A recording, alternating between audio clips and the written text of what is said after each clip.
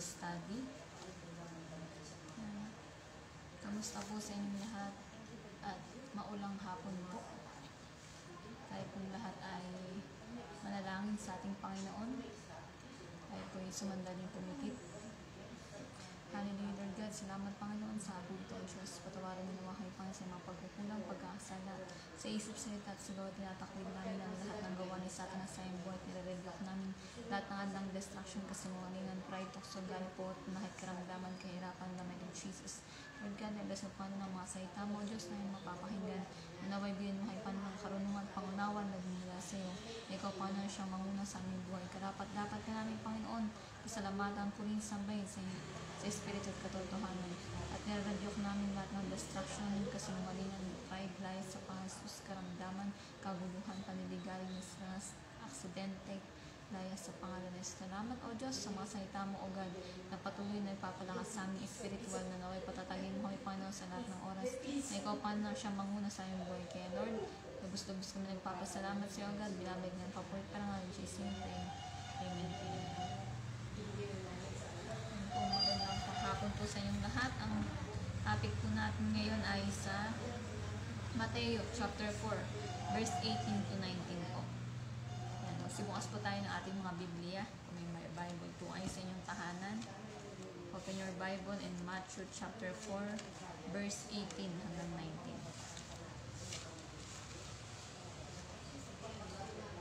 Sabi po sa kanyang masalita sa Mateo chapter 4 verse 18 to 19, sa paglalakad ni Jesus sa tabi ng lawa ng Galilea, nakita niya ang dalawang mangingisda, si Simon na tinatawag na Pedro at ang kapatid niyang si Andres. Sila'y naghagis ng lambat. Sinabi niya sa kanila, sumunod kayo sa akin at gagawin ko kayong mga mamamalakaya ng mga tao. Yan po mabuting balita ng ating Panginoon. Ang title po ng topic natin ngayon ay 9 Characteristic of a Follower of Jesus. Nasabi dito na si Jesus ay naglalakad sa tabi po ng lawa ng Galilea. Nakita niya po doon yung dalawang mangingisda, si Simon na tinatawag na Pedro at ang kapatid niyang si Andres. Yun po yung dalawang magkapatid, si Simon na tinatawag na Pedro at ang kapatid niyang si Andres. Sila po ay naghahagis ng lambat. Sinabi niya sa kanila, sumunod kayo sa akin at gagawin ko kayo mga malakaya ng mga tao. Yun ang sabi ng Panginoon sa kanila, na sila ay gagawing fishermen of kung dati sila ay fishermen, ngayon gagawin niya silang mga malakaya ng tao, pag-aakay ng tao. Yan, unang talakayan natin ay about sa number 1, born again. Sabi po sa John chapter 3 verse 3, sumagot si Jesus, sinasabi ko sa inyo, maliban na ipanganak na muli ang isang tao, hindi siya paghaharian ng Diyos.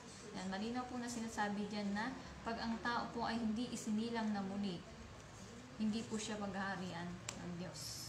Yan, sabi po dito, born again, this is the first qualification to become a follower of Jesus. We must confess and repent of our sins, by faith, receive God's forgiveness, surrender our lives to Christ as our Savior and Lord, and start walking in His way. Being a Christian is not just become better or improving ourselves. It's an entire new life born of the Spirit. Yan, sabi ng Panginoon dito, na ang born again po ay pagsisisi ng ating mga kasalanan, pagtanggap sa Diyos, na tayo po ay pinatawad na isinusuko natin sa Kanya ang ating buhay bilang Panginoon at tagapagligtas natin. At tayo po ay dapat lumakad sa Kanyang kalooban. Kung ano po yung nasa Bible, dapat po ipamuhay natin sa pang-araw-araw na buhay. Sabi nga po, hindi po madaling maging Kristiyanong totoo. Diba? Sabi nga, may taong pakitang tao, may tao namang nagbabait-baitan, pero may tao talagang ipinapakita kung ano talaga siya. Sabi dito, being a Christian is not just become a better or improving ourselves. It's entirely new life born of the Spirit. Tayo po ibinabago ng Diyos unti-unti, hindi po magic. Yan, sabi nga pagbabago, ang Diyos ang magbabago, hindi yung sarili natin ang magbabago sa ating sarili. Dahil kung noon pa man, kung kaya naman pala ng ating sarili magbago, hindi na pala natin kailangan ng Diyos. Kaya naman pala natin sa sarili natin. Pero sabi nga, tayo po'y makasalanan, ang tanging makakapagbago lang sa atin ng ating Diyos. Pangalawa po, prayer. In Lucas chapter 6 verse 12, ang sabi po dito, ng panahong iyon, umahon si Jesus sa isang burol at magdamag doong nanalangin. Ayan, kailangan po ang Kristiyano nananalangin po. Hindi po tayo dapat tinatamad sa pananalangin. Kasi hindi sinabi dito ni Jesus na siya'y umahon sa isang burol at magdamag doong nananalangin. Ngayon, sa panahon natin, hindi na magdamag nananalangin. Magdamag na nanonood ng TV, magdamag nasa party, diba? Magdamag nasa barkada, magdamag nasa galaan. Sabi nga, dapat tayo po ay nananalangin. Umaga, tanghali, gabi, kahit nasa biyahe tayo, kailangan tayo mag-pray. Kasi hindi po natin nasasabi ang aksidente. Sabi po dito, prayer, if we follow Jesus, we will be a person of prayer just as He was. In fact, it will be a major part of our lives, not just an occasionally plea for help when we're in need. For prayer to become a priority, we must make it daily habit to have a quiet time alone with God. Starting and finishing each day in prayer is a good way to make sure we are walking in Christ's footsteps. Nasabi po dito ng pagsunod sa Panginoon, na kung paano si Jesus ay nananalangin, dapat din tayo ay tumulad sa Kanya na mapanalanginin. Hindi lang dahil may okasyon kaya tayo nagpe-pray, kundi kailangan natin to maging habit natin at maging priority sa pang-araw-araw na buhay. Kailangan natin nasa quiet place. Kasi mahirap po mag-pray ng maingay. Hindi ka pa po makapag-concentrate. Sabi niya po dito, starting and finishing each day in prayer is a God way to make sure we are walking in Christ's footsteps. Kung hindi po tayo nananalangin, paano po natin sasabihin na si Kristo ay nasa atin, di ba? Wala tayong pagsunod sa kanyang kalooban. Pangatlo po, listening. Mateo chapter 17 verse 5, nagsasalita pa siya nang liliman sila ng isang maningning na ulap. At mula rito may tinig na nagsabi, ito ang minamahal kong anak na lubos kong pinalulugdan. Pakinggan niyo siya. Nasabi dito ng Panginoon na, si Jesus nang bautismohan siya ni Juan Bautista sa ilog Jordan. Bumaba po sa kanya ang Holy Spirit.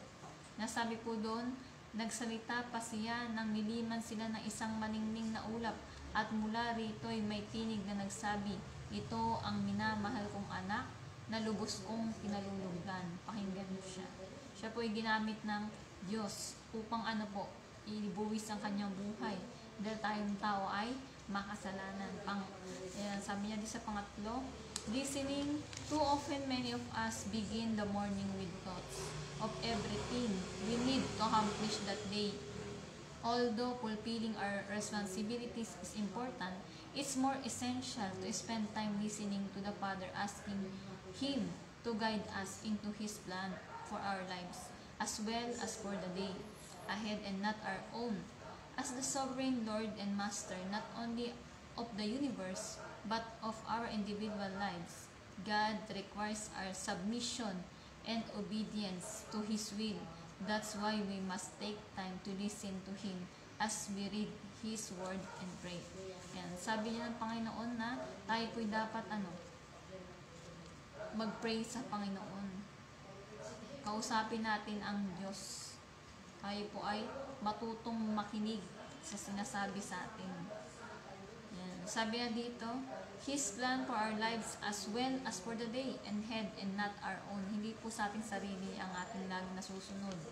Matuto tayo dapat makinig. Sabi niya dito, God requires our submission and obedience. Kailangan marunong tayong magpasakop at sumunod. Kasi mahirap po ang nakikinig pero hindi naman sumusunod at hindi rin nagpapasakop. Pang-apat, belief. John 3:16. Gayon na lamang ang pag-ibig ng Diyos sa sanlibutan kaya ibinigay niya ang kanyang bugtong na anak upang ang sumampalataya sa kanya ay hindi mapahamak kundi magkaroon ng buhay na walang hanggan. Sabi dito ng Panginoon na ibinigay niya ang kanyang bugtong. Ano ba ibig sabihin ng bugtong? Kaisa-isang anak na si Jesus upang tayo ay tubusin sa ating mga kasalanan. Hindi lang sa kasalanan ko, kasalanan mo, kundi kasalanan ng buong sanlibutan. Hindi po siya namimili ng ililigtas, mayaman ka man o mahirap. Basta tanggapin mo si Jesus bilang Panginoon mo tagapagligtas. bibigyan ka niya ng everlasting life.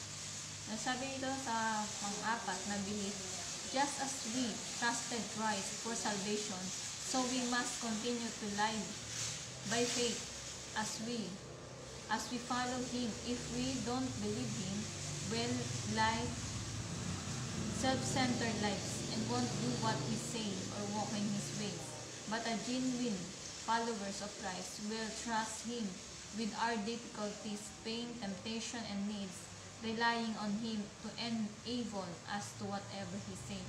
Nasabi dito ng Panginoon na tayo po ay magtiwala kay Kristo. Para ano po, yung faith ay manahan sa atin. Tayo po ay manampalataya kay Jesus na siya ang ating maging sentro sa ating buhay at ipamuhay natin ang kanyang mga salita. Dahil tayo pong lahat ay nakakaranas ng iba't ibang pagsubok. Tayo po ay nagkakaroon ng karamdaman, natutukso, kailangan natin yung mga bagay na yun, pero minsan wala kang pambili. Pero sabi nga, magtiwala tayo sa Kanya. Belief. Tayo maniwala sa Kanya. Panglima na po, obedience. In John chapter 8 verse 12, muling nagsalita si Jesus sa mga tao, wika niya, ako ang ilaw ng sanlibutan. Ang sumusunod sa akin ay magkakaroon ng ilaw na nagbibigay buhay at di nalalakad sa kadiliman. Nasabi ng ating Panginoon na siya ang ilaw ng sanlibutan. I am the light of the world. Ang sumusunod sa akin ay magkakaroon ng ilaw. Ayan. Pag tayo po'y sumusunod sa kalooban ng Diyos, tayo po'y nagkakaroon ng ilaw. Kung aandap-andap na yung ilaw mo, panliliwanagin yun ni Jesus, na nagbibigay buhay at di na lalakad sa kadiliman. Kasi sa lumang buhay po natin, tayo po'y lumalakad sa kadiliman dahil hindi po natin alam ang salita ng Diyos at hindi rin natin alam kung ano ang kalooban ng Diyos. Ang sabi po dito, obedience following requires obedience, and when this is the desire of our hearts, we recognize how foolish it is to go our own way. Sin always leads to lose and the death of something, whether it opportunities or blessing. Nasabi nga po dito yung pagsunod, ano po, desire po natin yan. Kalooban ng Diyos yan na tayo sumunod sa Kanya. Bakit pag masama, ginagawa natin, pero pag mabuti, hindi natin ginagawa. And sabi nito, we recognize how foolish it is. Yan, ang kasalanan po ay laging nandyan lang. Nasa atin kung tayo po ay magpapatukso. Nang si Eva at Adan ay kumain ng pinagbabawal na punong kahoy, ano pong nangyari? Sila po ay nagkasala sa Diyos, kaya po sila ay pinalaya sa halamanan ng Eden. Kaya po yung manang salang yon ay umabot po sa ating generation. Kaya hindi po natin pwedeng sabihin na wala tayong kasalanan kasi wala namang taong perfecto. Lahat po ay nagkakamali. Nasabi dito, something whether it's opportunity or blessing. Kung tayo po'y susunod, pwede tayong pagpalain ng Diyos. Pero kung di tayo susunod, nasa atin yan. Diba? Sabi nga may free will tayo. Binigyan tayo ng kalayaan ng Diyos, hindi tayo ginawang robot. Meron tayong isip, yung isip natin nilagay sa taas, hindi naman sa paa. Kaya alam na natin kung ano yung tama at mali. Pang-anim po, love. Marcos chapter 12 verse 30, ibigin mo ang Panginoon mong Diyos ng buong puso, ng buong kaluluwa, ng buong pag-iisip at ng buong lakas. Ang sabi ng Panginoon dito, ibigin natin ang Panginoon ng mong Diyos ng buong puso. Ibig sabihin buo. Hindi sinabing kalahati, hindi sinabing 1/4, hindi sinabing 1/3, di ba? Buong puso, buong kaluluwa, buong pag-iisip at buong lakas. Kaya minsan ang tao naguguluhan kasi marami tayong pinagkakaabalahan. Yung puso natin dati nakapokus lang sa Diyos, ngayon nakapokus na sa ibang tao, di ba? Napokus na yung puso mo sa kayamanan, napokus na yung puso mo sa mga bagay dito sa mundo. Sabi nga, mas sigit natin priority dapat ang Diyos. Kung gusto rin natin maging priority tayo kay Lord, diba? Marami tayong hinihingi sa Kanya, minsan hindi binibigay agad kasi tinitingnan ng Diyos kung yung mga bagay na hinihingi mo ba ay karapat dapat na ibigay sa iyo. Baka naman pag natanggap mo na yung blessing na yon, makalimutan mo na si Lord, diba? maraming taong gusto agad pagpalain. Pero once na tinanggap na yung pagpapala, nakakalimutan na si Lord. Yun yung malungkot dun. Yan, sabi nga dapat, the more na tayo pinagpapala, the more tayong lumalapit kay Lord. Hindi yung the more tayo pinagpala, lalo tayong nakalimot kay Lord. Hindi na tayo marunong magpasalamat. Yan, sabi niya, love, we can follow Christ with a divided heart. Half in the Word and half with God. The love we are to have for Christ involves our entire being. Therefore, we can't allow impure thoughts, image, and words into our minds and cling to love Him at the same time. Wholehearted love for Christ affects what we think and watch, what we do, and where we go. Kailangan po ang ating pagsunod sa Diyos ay hindi po nahati sa dalawa. Kalahati sa mundo, kalahati sa Diyos. Kailangan pag tayo naglilingkod sa Diyos, siya ang priority natin. Hindi po hap-hap. Kasi wala naman pong makakapunta na kalahati ay langit, kalahati ay impyerno. Wala naman pong gano'n. Nasabi dito, therefore we can't allow impure thoughts, image, and words into our minds. Yan. Lagi tayong nagkakasala sa nakikita natin, sa iniisip natin, sa sinasabi natin. Yan. Sabi niya, wholehearted love for Christ affects what we think and watch, what we do, and where we go. Yan. Nakikita daw sa ating buhay kung ano yung mga ginagawa natin. Kung tayo ba'y nakalulugod o naipapakita natin yung pagmamahal natin sa Diyos. Sabi nga, paano mo mamahalin ang Diyos na hindi mo nakikita? Diba? Sabi niya, ibigin mo ang iyong kapwa gaya na yung sarili. Diba? Kung mahal mo yung kapwa mo, wala kang kaaway. Kung mahal mo ang kapwa mo, hindi mo yan mumurahin. Kung mahal mo ang kapwa mo, hindi mo yan papatayin. Kung mahal mo yung kapwa mo, hindi mo yung pagnanakawan. Kasi nga, mahal mo siya. Hindi mo siya gagawa ng masama. Pangpito po, sharing. Sabi po sa Mateo chapter 28 verse 19, kaya humayo kayo at gawin ninyong alagad ko ang lahat ng bansa. Bautismuhan niyo sila sa ngalan ng Ama at ng Anak at ng Espiritu Santo. Nasabi dito ng Panginoon, humayo kayo at gawin ninyong alagad ko. Pag sinabing humayo, pumunta kayo sa ibang lugar. I-share niyo yung good news, hindi yung bad news. Ang sabi pa dito, bautismuhan niyo sila sa ngalan ng Ama, Anak at ng Espiritu Santo. Sharing, this is Jesus' command, and if we are going to follow Him, we will share the truth of God's Word with others, regardless of whether they like us or not. In a world of hatred, bitterness, animosity, and death, Christ's followers are risking their lives to bring the gospel to the people throughout the world. Ayan. Nasabi dyan, each of us can surely say something to spark the interest of someone we know who is not following Jesus. Nasabi dito ng Panginoon, na pag tayo ay sumusunod sa kanyang kalooban, sinusunod natin siya. Diba? Sinusunod natin siya. Nagbabasa tayo ng Bible, nagpipray tayo, nag-share tayo ng Word of God. Imbis na chismis natin nating kapwa, chismis natin si Lord. Yan, may mapapala pa tayo doon. Sabi dito, itong pong mundo ay puno na ng hatred. Ano ba yung hatred? Yan po yung mga galit. Diba? Bitterness. Inis ka lagi sa tao. Yan. Animosity and death. Yan. Kamatayan, di ba? Maraming tao ngayon na aksidente. Di ba? Hindi po natin nasasabi aksidente. Yung iba naman natulog lang, hindi nagising, binangungot na. Kaya sabi nga, paghandaan natin ang ating kamatayan, di ba? Dalawa lang 'yan. Either tayo mamatay or tayo po ay makasama sa rapture. Dalawa lang yung, sabi nga, ang magnanakaw, dumarating, hindi na nagpapaalam. Diba? Meron ba nagnanakaw, kakatok, oy mamaya, ganitong oras na nakawan ko yung bahay nyo, ihanda mo yung mga nanakawin ko. Wala po. Wala pong magnanakaw nagpapaalam, kundi biglaan or surprise dumarating. Ganon din po ang pagdating ng ating Panginoon. Iso-surprise po tayo. Titingnan ni Lord kung sino yung mga naghanda. Yan. Pangwalo, service. John chapter 12 verse 26. Dapat sumunod sa akin ang naglilingkod sa akin. At saan man ako naroroon ay naroon din ang aking lingkod. Pararangalan ng Ama ang sinumang naglilingkod sa akin. Ang sabi ng Panginoon dito na tayo sumunod tayo sa Kanya.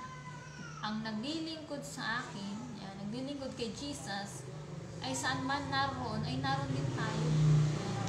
Sabi niya pa dito, pararangalan ng Ama ang sinumang naglilingkod sa akin. Kay Jesus po.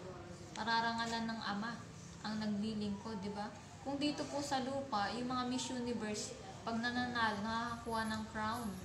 Pero yung crown na makukuha natin sa langit, yun po ay hindi kumukupas. Napakaganda nun ng crown na yun na ibibigay sa atin ng Panginoon. Maswerte ka kung may crown ka. Paano kung naligtas ka lang pero walang crown? Ano ka lang, tagapalakpak, di ba? Parang sa mga honor student, ikaw yung walang sabit. Yung mga classmate mo, top 1 hanggang top 10. May mga mos pa sila. Tapos ikaw, nakatingin ka lang sa kanya, tagapalakpak. Sabi nga, pag-igihan natin yung paglilingkod natin kay Lord. Kasi pag nakarating na tayo ng finish line, doon natin makakamit yung mga gantimpala na nakahanda sa atin. Lahat ng ginagawa natin, mabuti man o masama, ay ipagsusulit natin sa Diyos. Ayan. Sabi po dito sa service, Jesus came as a servant and as His followers, that what we should do as well. All of us have a capacity to serve the Lord in some fashion by serving others. Service comes in many different forms: helping, caring, encouraging, comforting, giving, teaching, or sharing God's Word. Ayan. Iba-iba po yung sinabi niya dito na service. Bilang tayo ay servant ni Lord at tayo tagasunod niya. Lahat po tayo may kapasidad na maglingkod sa Diyos kasi hindi naman tayo baldado pa eh. Na okay pa naman yung paa natin, okay pa naman natin yung kamay. Hindi naman tayo bulag, hindi rin tayo bingi. Nakakapagsalita naman tayo. Sabi niya dito, kailangan natin tumulong. Ayan. Helping, caring, ayan.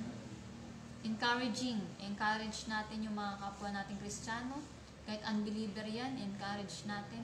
Comforting, giving, di ba? Kung nakakaluwag ka, pinagpapala ka naman, tumulong ka sa mga taong walang-wala. Teaching, turuan natin sila at i-share natin yung God's Word. Ano ba yung God's Word? Yun po yung salita ng Diyos na pagkain ng ating kaluluwa. Kaya minsan, lagi tayong nagkakasakit dahil gutom na ang ating kaluluwa. Hindi natin napapakain. Ano po bang pakiramdam ng nagugutom? Di ba po? Nahihilo, masakit ang tiyan, masakit ang ulo, hindi ka makapag-concentrate, hindi ka na makakilos. Di ba? Kasi ganun nga, yung kaluluwa mo, pinabayaan mo na, hindi mo na pinapakain ng salita ng Diyos. Ayun po. Pang-siyam na po. Suffering. Philippians chapter 1 verse 29, ipinagkaloob niya sa inyo ang karapatang makapaglingkod kay Kristo, hindi lamang ang manalig sa Kanya, kundi ang magtiis din naman dahil sa Kanya. Ang sabi dito ng Panginoon na ipinagkaloob niya sa inyo ang karapatang makapaglingkod. Yan. Lahat po tayo may karapatan na maglingkod kay Kristo. Hindi po siya namimili. Hindi lamang ang mananalig sa Kanya, kundi ang mga nagtitiis din naman ng dahil sa Kanya. Kasi maraming tao ngayon nagsasuffer. Maraming nagsishare ng Word of God. Yung iba binibilanggo, yung iba pinapatay. Nung sa New Testament po, yung mga apostol ni Jesus, nilagarit po sila, hinapi po sila, binigti, pinagpapatay, binabato. Pero ngayong time natin, nag-share tayo ng Word of God, wala pa namang ganun, na binabato tayo dahil sa pangangaral ng salita ng Diyos. Sabi nga, i-share natin yung Word of God, napapanahon man o hindi. Kasi yung mga tao ngayon, abalang-abala sa mga makamundong gawain. Parang hindi na nila binibigyan ng time si Lord. Kaya nga, dumarating yung mga pagsubok na yan, iba-iba, yung kalamidad, baha, lindol, gera, kahirapan, salot.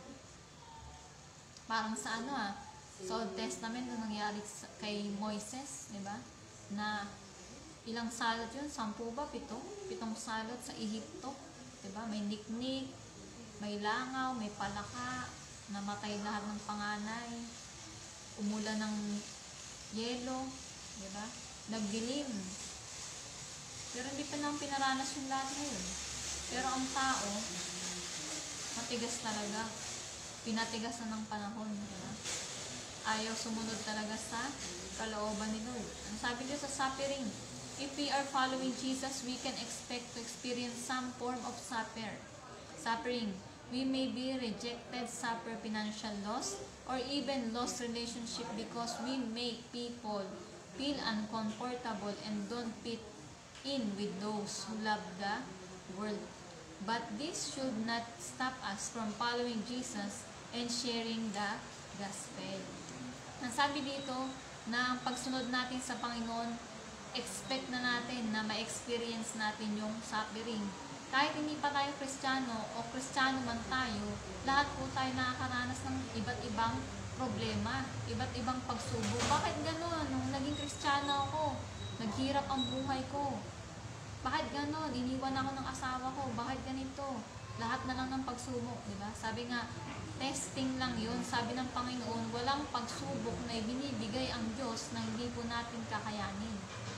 Kaya niya tayo binibigyan ng pagsubok upang maging matatag tayo sa Kanya. Sabi niya dito, tayo po ay nire-reject ng mga tao. Tayo po ay nagsasuffer financially, di ba? Kahirapan. Nawawalan ng mahal sa buhay. Diba?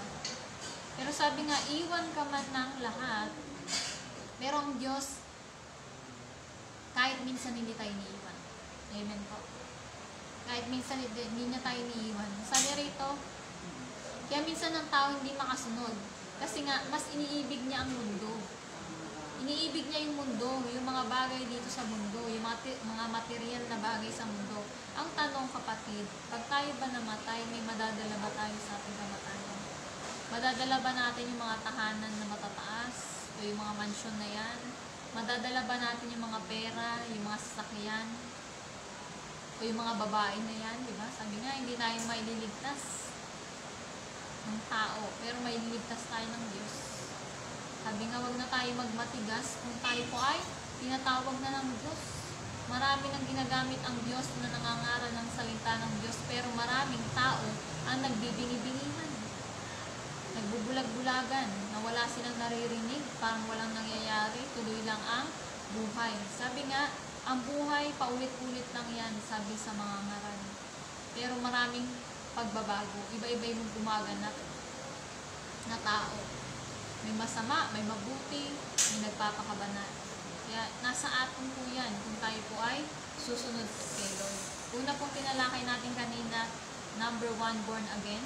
Pangalawa, prayer. Pangatlo, listening. Pang-4, belief. Pang-5, obedience. Pang-6, love. Pang-7, sharing. Pang-8, service. Pang-9, suffering. Last verse na po tayo. Nasabi po sa Mateo chapter 28 verse 20, at turuang sumunod sa lahat ng ipinag-utos ko sa inyo, tandaan ninyo, ako'y laging kasama ninyo hanggang sa katapusan ng sanlibutan. Nasabi ng Panginoon na turuang sumunod ang lahat. Hindi sinabi ni Lord na turuan nyo lang yung gusto lang. Turuan nyo lang yung pipiliin nyo lang. Diba? Wala siya sinabi dito na piliin nyo yung tao. Yung mabuti lang, turuan nyo, yung masama, hayaan nyo na yan. Hindi niya ganon. Hindi siya ganon. Nasabi niya, turuang sumunod sa lahat ng ipinag-uutos ko sa inyo. Tandaan ninyo, ako'y laging kasama ninyo hanggang sa katapusan ng sanlibutan. Hanggang end of the world. Kasama natin si Lord. Kaya, sinasabi niya dito na turuan sila. Diba? Mahirap naman po kung lahat tayo po'y taga-turo, wala na pong tagapakinig. Kung lahat naman po tayo tagapakinig, wala naman tagapagturo. Yan sabi nga, inaayon ni Lord yung bagay, may teacher, may estudyante, may teacher. Parang sa pastor, mayroong mga tupa. Yun nga lang minsan ang tupa, may tupak. Diba? Yung tupa kasi minsan, nagliliwaliw. Diba? Naghahanap ng kasiyahan. Kaya minsan, sa sobrang liwaliw niya, siya po ay nalalayo na pala kay Lord. Tapos ang mangyayari, nang nalayo na siya kay Lord, nasabihin niya, nahihiya na siya. Diba? Yan ang hindi naalis sa bibig ng tao. Once na wala ka namang ginagawang masama, dapat magpatuloy ka kay Lord. Ilang buwan ka man hindi nakapagsimba, kailangan maglingkod ka pa rin. Diba? Sabi nga, hindi naman tayo, kinokontrol sa ating mga ginagawa. Pero dapat mas priority natin si Lord sa ating buhay. Huwag natin kalilimutan manalangin, magbasa ng Bible, umattend ng araw ng pamamahinga. Diba?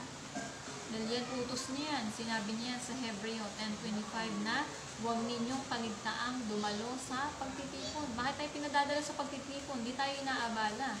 Kaya tayo pinadadala sa pagtitipon upang tayo po ay palakasin. Diba? Tayo po ay palakasin sa ating mga nararamdaman. Kung tayo po ay magmumukmuk na lang sa ating tahanan, ano pong mangyayari sa ating buhay? Wala na sa ating mag-encourage na palakasin. Kung ang pamilya mo nga taga-usig sa iyo, ikaw rin, hindi mo na rin tinutulungan sa sarili mo, hindi ka na nagpipray, hindi ka na nagbabasa, ano na mangyayari sa kapatid? Sabi nga, wala tayong ibang sisisihin kundi ang ating sarili. Kasi maraming nangangaral ng salita ng Diyos, pero maraming tao matitigas ang ulo. Ayaw sumunod sa kalooban ni Lord. Kaya kung ano-anong disgrasya na o aberya ang nangyayari sa ating buhay. Kaya habang maaga pa kapatid, huwag natin sayangin ang ating oras sa mga bagay dito sa mundo. Na lang ating buhay, hiram lang natin yan kay Lord, at tayo po ay magbabalik sa Kanya. Hindi natin alam kung kailan yun. Kaya kailangan maging handa tayo. Lagi tayo magsisi ng ating kasalanan at pambuhay natin ng Kanyang salita. Tayo pong lahat ay manalangin sa ating Panginoon. Close your eyes, kapatid. Hallelujah. Lord God, salamat Panginoon sa hapong ito, Diyos. Salamat Panginoon sa mga salita mo, O God. Karapat-dapat ka namin, Panginoon, pasalamatan, puring sambahin sa Espiritu at katotohanan. Lord, sinabi Panginoon sa mga salita, in John 4:4, ang Diyos ay Espiritu, kaya dapat sambahin sa Espiritu at katotohanan. Sinabi mo, Panginoon, sa Roma 8:31, ano pang masasabi niyo tungkol dito? Kung Diyos ay ipanig sa atin, sino pa ang laban sa atin? Lord God, na-bless mo, Panginoon, ang mga taong ito na nakikinig sa kanilang tahanan. Abutin mo sila, Panginoon, ano man ang kanilang mga problema, pagsubok, suliranin, hallelujah. Na-bless mo sila, Panginoon, spiritually, physically, and financially, Lord God. Kung sila man, Panginoon, may mga karamdaman, nahipuin mo sila, Panginoon, na mapagpala mong kamay, na magkaroon ng kagalingan, kagamutan na nagmumula sa iyo. Na-bless mo rin po, Panginoon, na kanilang mga prayer request, O God. Na ikaw lamang, Panginoon, na nakakasiyasat na kanilang puso't isipan. Batid mo, Panginoon, ang aming buhay. Mabuti man o masama ang aming ginagawa ito, O Diyos, ay aming pagsusulit sa iyo. Na kami, Panginoon, bilang ng bagong puso at bagong espiritu upang makalakad kami, Panginoon, sa iyong kalooban. Ikaw, Panginoon, ang siyang manahan sa aming buhay. Na ikaw, Panginoon, ay nangako na magbabalik sa lalong madilim panahon. Ihanda mo, Panginoon, ang aming puso.